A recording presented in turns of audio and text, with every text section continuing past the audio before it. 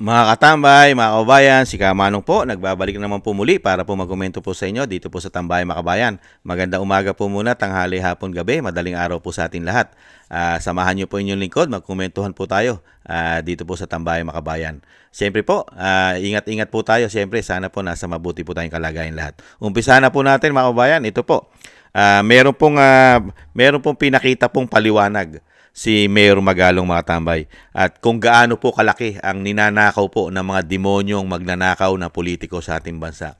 Pinaliwanag po at pinakita, in-example po ni Mayor Magalong kung gaano karami po ang ninanakaw nila at kung gaano karami mga kababayan. Ito po, panoorin po natin at pakinggan po ang paliwanag ni Mayor Magalong at komentuhan po natin mga kababayan. Umpisa na po natin.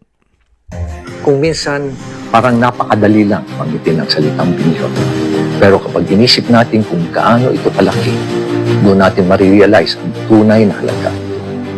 Narito po ang itsura ng 1,000,000,000 piso. Kung ito'y nasa tig-1,000, aabutin ito ng 1,000,000 na piraso ng tig-1,000 bills. Isipin niyo po, 1,000,000 na piraso kung pagpapatong-patungin, halos kasing taas ng isang gusali. Kung ihahanay naman ito, aabot ito ng mahigit na 1 kilometro. At kung ikukumpara natin ang isang ordinaryong manggagawa, ay kailangan magtrabaho ito ng libu-libong taon para makaipon ng 1,000,000,000. Napaka-imposible. Kaya hindi ko biro ang halaga nito.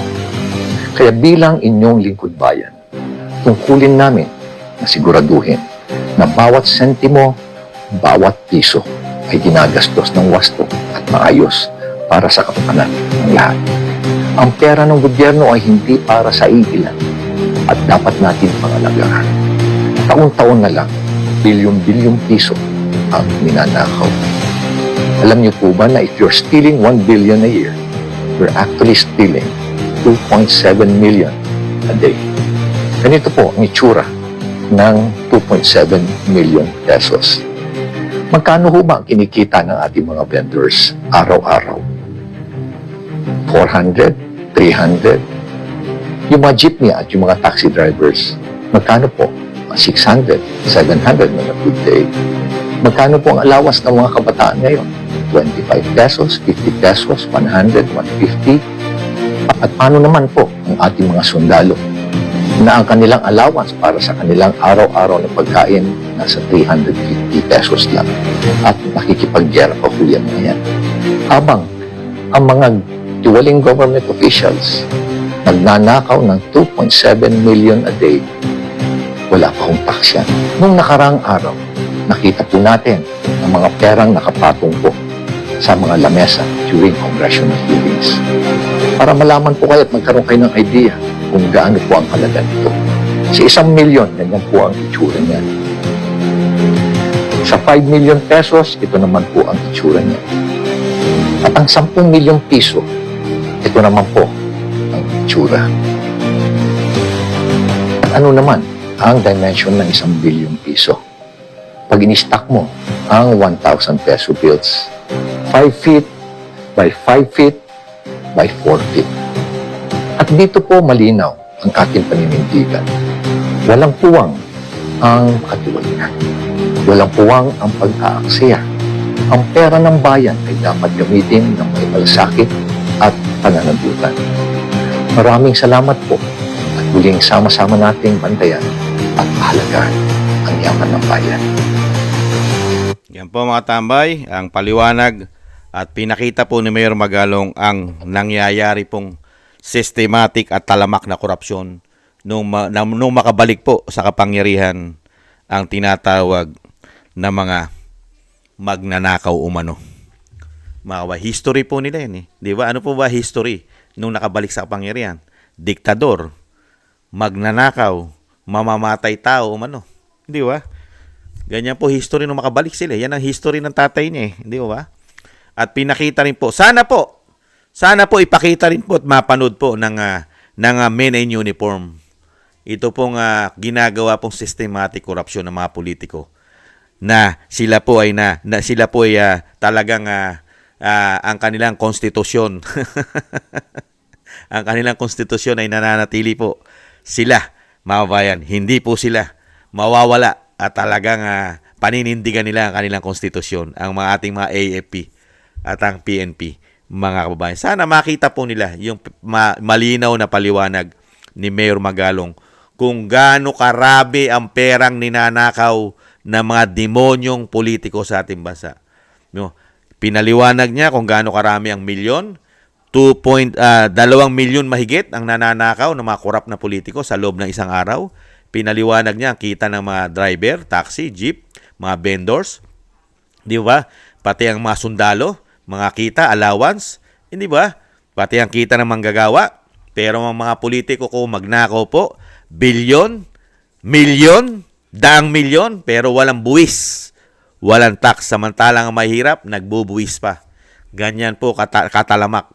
Pero mga kababayan, sana po, ito pong ginagawa ni Mayor Magalong, alam niya naman po, di po, na sinabi niya, mga politiko nagmumula ang korupsyon. Hindi lang po ang mga contractors at nasa DPWH at nasa COA ang mga nagnanakaw. Systematic po yan. Sana sa ginagawa pong investigasyon, sa pangunguna po niya, kasama po siya sa independent body na komisyon na mag-iimbestiga sa korupsyon ng flood control. Sana sa mga paliwanag ni Mayor Magalong, sana matumbok at sana ay malalaking ulo na politiko ang makita at lumabas sa kanilang investigasyon. Sana, Mayor Magalong, matumbok mo, lalo-lalo yung pumipirma ng GAA, yung pumipirma ng budget ng Pilipinas taon-taon. Sana masilip mo rin kung ganong bilyon ang naitatabi nila dahil sa iyo rin nagmula, Mayor Magalong, ang pera ng Pilipino na ninanakaw ng mga magnanakaw ng mga politiko ay nasa kanilang mga vault. Di po ba? Kayo nagsabi noon. At kung gaano karami ang bilyon, kaya nga bumibili pa sila ng maraming bahay para maging vault lamang dahil sa dami ng pera na pinakita nyo ngayon. Yung 1 bilyon ay napakarami. Di ba? Napakataas. 5 feet hanggang 4x4. Napakarami nun. At kilometro ang pag yun ay hinilera mo, magiging 1 kilometro mahigit sa dami ng pera na kanila pong ninanakaw.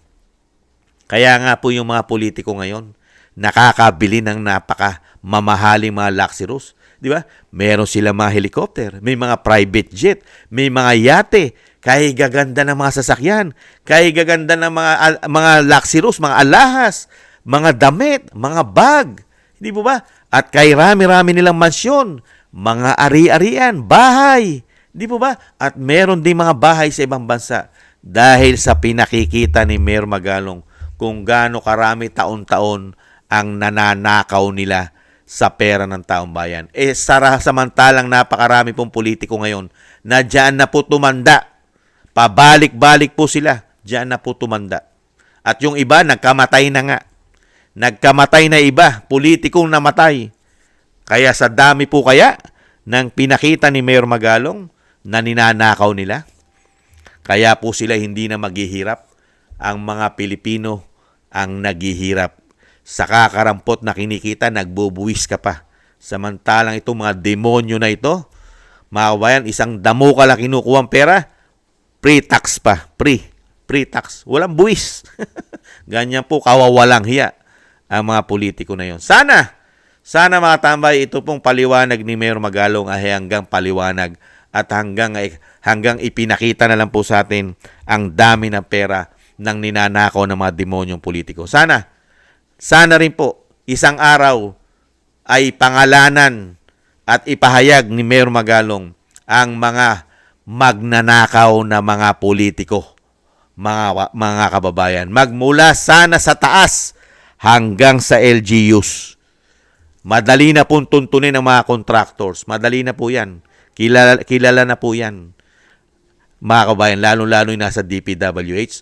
Ang kailangan pong mapanagot na humahawak po ng 1 damukal na pera ayon kay Mayor Magalong, yung nasa taas, magmula sa taas hanggang sa baba. Lahat po yan. Kailangan pong mapanagot. mga kababayan. Mismo ayon kay Mayor Magalong, kailangan managot at wakasan na. At syempre, kailangan po silang managot sa batas at maibalik ang mga ninakaw nila na napakarami na pinakita. Example ni Mayor Magalong. Sana po, maging halimbawa po sana kayo, Mayor Magalong, dahil inumpisahan nyo po ang paglaban at talagang pinahayag nyo, in-expose nyo sa taong bayan ang ginagawa ng mga politiko na katulad ninyo na nagpaka-demonyo at nagpakagahaman sa pera ng bayan. Sana rin po ay pagpatuloy nyo at huwag po sana na magkaroon po ng cover-up. Cover-up na mamimili lang po ang inyo pong independent body kung sino lang po ang papangalanan.